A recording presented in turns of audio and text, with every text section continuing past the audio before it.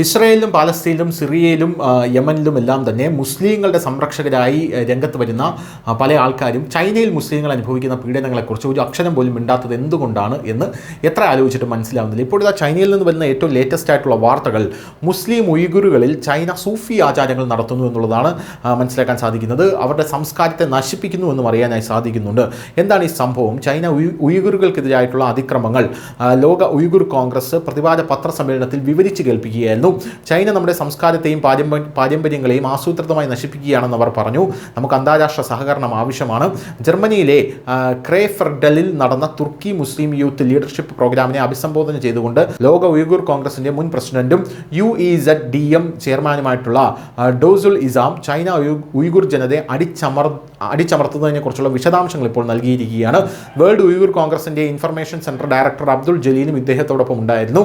UEZDM treasurer ഇസയും പങ്കെടുത്തു. ചൈനയുടെ Uyghur ജനത്തെ വംശഹത്യ ചെയ്തും സിൻജിയാങ്ങിലെ വൻതോതിലുള്ള ധാതു ഉൽപ്പാദനത്തിൽ നിന്ന് നിയമപരമായിട്ടുള്ള വിഹിതത്തിൽ നിന്നും ഉയ്ഗുർ ജനതയെ ഒഴിവാക്കാനുള്ള ചൈനയുടെ നടപടികളും സിൻജിയാങ്ങിലെ സ്വാതന്ത്ര്യ പ്രസ്ഥാനത്തിന് നേതൃത്വം നൽകിയവരെ ക്രൂരമായി കൊലപ്പെടുത്തിയതും ആയിരക്കണക്കിനല്ല ദശലക്ഷക്കണക്കിന് ഉയ്ഗുർ ജനതയെ ജയിലിലടച്ചതിലെ ചൈനയുടെ ക്രൂരതയും ഇതിൽ ചർച്ച ചെയ്തു. ലോകമെമ്പാടുമുള്ള ഉയ്ഗുർ ജനത ഒന്നിക്കാനും ഇവർ ആഹ്വാനം നൽകിയിട്ടുണ്ട്.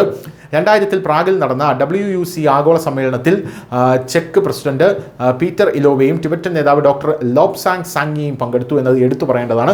ആ സമയത്ത് എഴുത്തുകാരൻ റുഷാൻ അബ്ബാസിന്റെ അവിസ്മരണീയമായ പുസ്തകമായിട്ടുള്ള പവർ ഓഫ് ദി പവർലെസ്സും പുറത്തിറങ്ങി. ചൈന നടത്തുന്ന മനുഷ്യാവകാശ ലംഘനങ്ങളെക്കുറിച്ച് US commissioner on international religious ഫ്രീഡത്തിന് മുമ്പാകെ ഈ എഴുത്തുകാരൻ ഒരു റിപ്പോർട്ടും അവതരിപ്പിച്ചിരുന്നു. ചൈനയുടെ ചാരശൃംഖല വളരെ വിപുലമായതിനാൽ ബെൽജിയത്തിന്റെ ഒരു പോലീസ് ഉദ്യോഗസ്ഥൻ ചൈനയ്ക്ക് വേണ്ടി ചാരവൃത്തി നടത്തുന്നതിനിടെ പിടിക്കപ്പെടുകയും ചെയ്തു എന്നുള്ളതാണ് മറ്റൊരു പ്രധാനപ്പെട്ട കാര്യം.